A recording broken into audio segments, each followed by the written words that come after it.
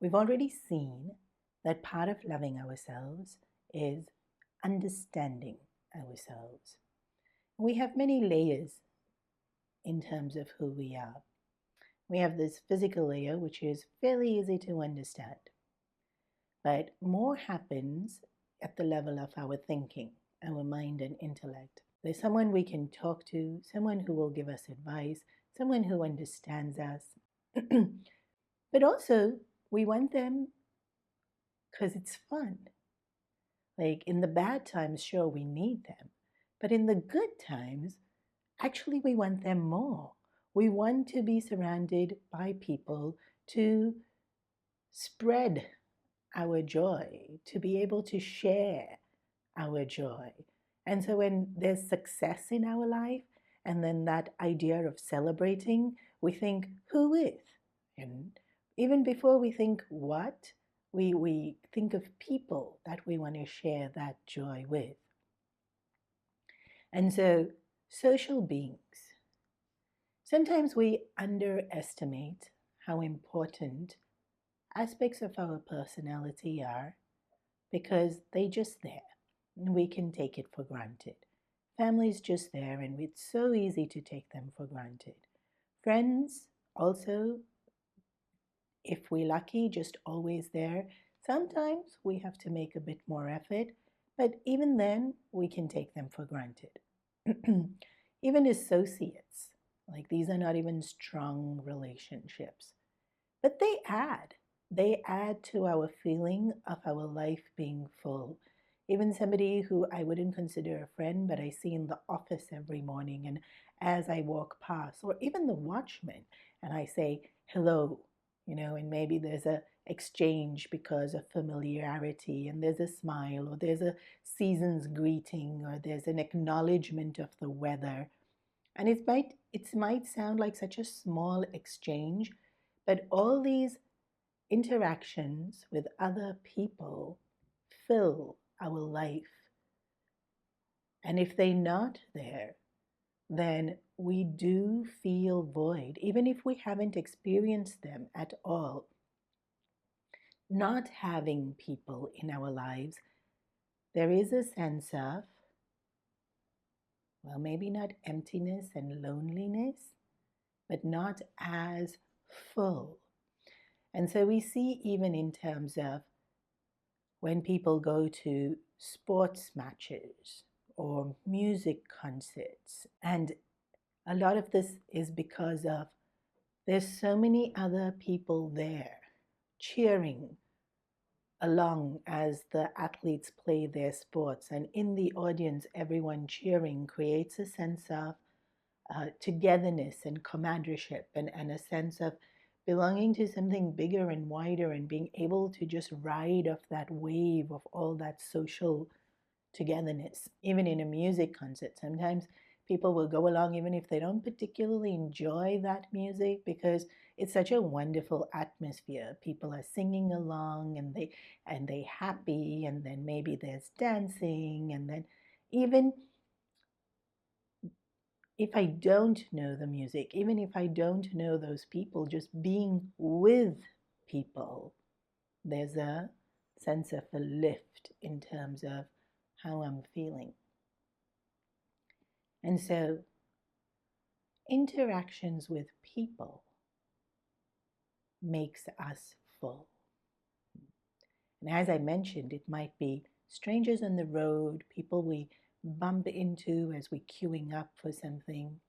And then, of course, so much more meaningful when we share a part of ourselves with someone, even if it's not a huge part of ourselves. But we share memories, or we share desires, we share our fears, and sometimes, especially something like parents, and you meet another parent, and then, oh, will they be okay? And there's an immediate sense of recognition of you feeling what I'm feeling, because we're both on this journey of parenting together. So that's sharing a part of ourselves, even if it's not that personable. It's personable to me that I am a parent, and so even though I'm not having an extended relationship with you, I just identify with this person as someone who can understand something that is important to me. And so naturally, the more we share of ourselves with other people, the more we feel connected to them, and the more full our life becomes through all those interactions. Sometimes we're scared to give too much of ourselves. And then this is where we have to remember that everything we do, there's a price to be paid for it. So it's very simple to understand with going into a shop and buying something, and then we ask, how much? But when it's something in life that is an experience, and say we allow fear to stop us from doing something, then what was the price of that? A missed opportunity, a missed experience, a missed relationship. And so, is that a price that's worth paying? So sometimes we brave and we just go ahead and we'll talk to a stranger, or we'll say something that maybe we were reluctant to say otherwise, and then we'll see some might have a bit of judgment, but some so willingly accept and listen and understand, and some are actually caring and want to support and encourage, and we're not going to know until we brave enough. And so when we hesitant to share ourselves with other people, know that the price that we're paying for that hesitation and for that fear is our own loneliness and our own sense of feeling disconnect. And then, just like when we go into a store and we pick up whatever it is, a phone or a sweater, and we think, and the sales assistant has the price, and then we think, it's a bit steep, but okay, it's really good quality and I really need it and it's going to be useful, and so I'll take it. Here too, the price might seem high because it's my insecurity being visible, or it's me putting myself out there, which is so incredibly daunting and scary. And I haven't been able to do that because staying in my cocoon has made me feel safe, and I don't want to take away this feeling of safe. And so when we start to see that maybe the price is worth what we get out of it, it helps us to be a bit more brave and share with ourselves with other people. We find ourselves at some point in our lives in relationships thinking, this other person's so much work. Like, do I want to be in this relationship? And especially there's this new trend where we say people are toxic, or we only want positive vibes. And recently I even heard of toxic positivity.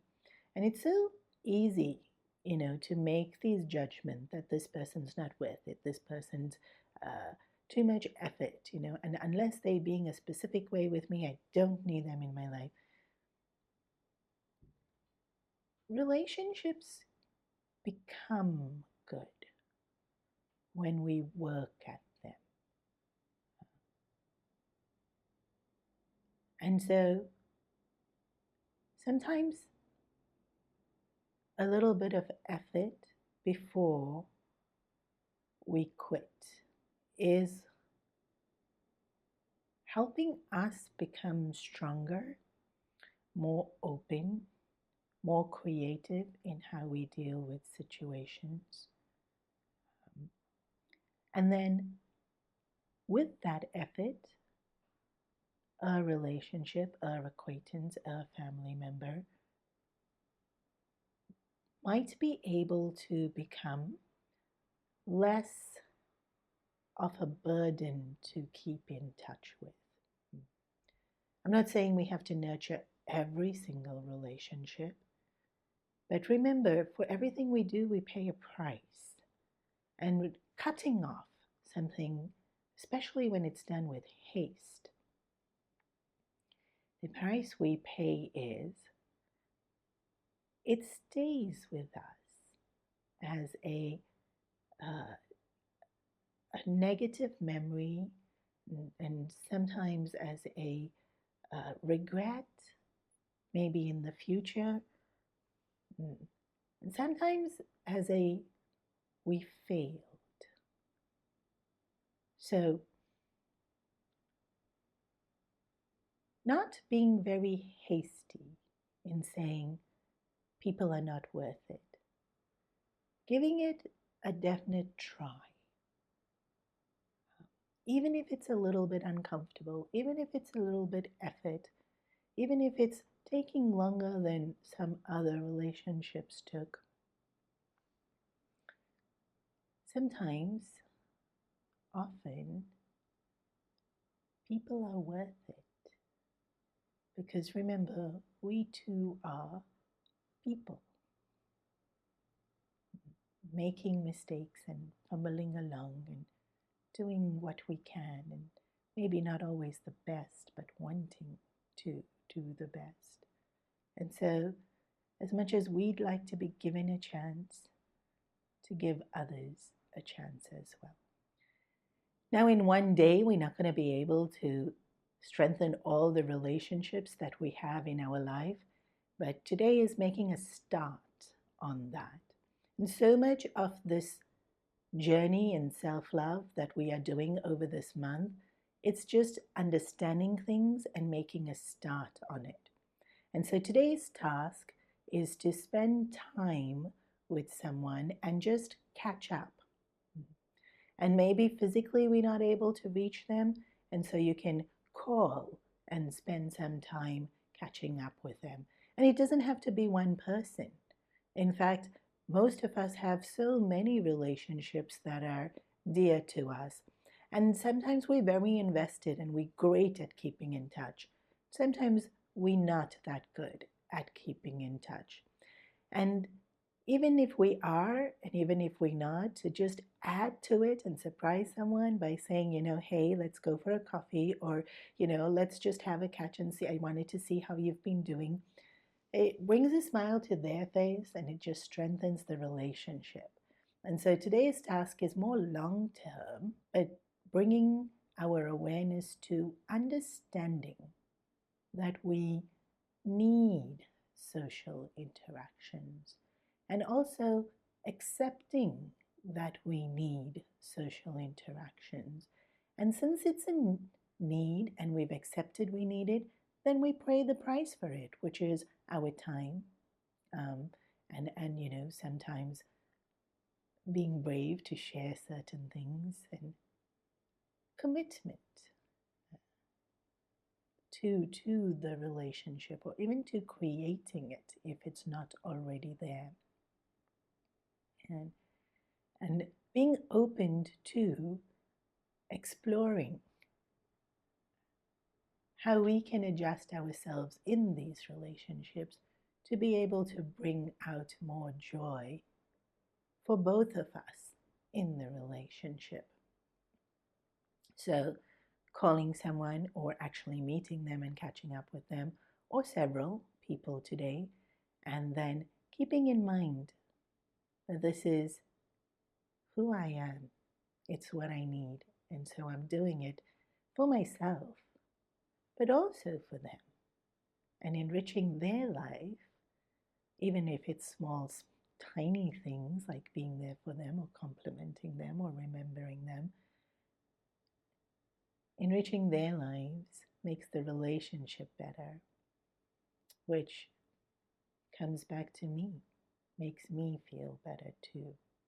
And so sometimes we think self-love is about me, and then sometimes it is. But it's often about me giving and being available to others as well.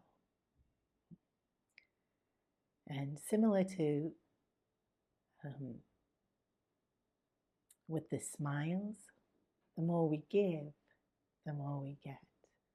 And the way in which we give is the way in which we get. And so enjoy. Enjoy your catching up date. Ariel.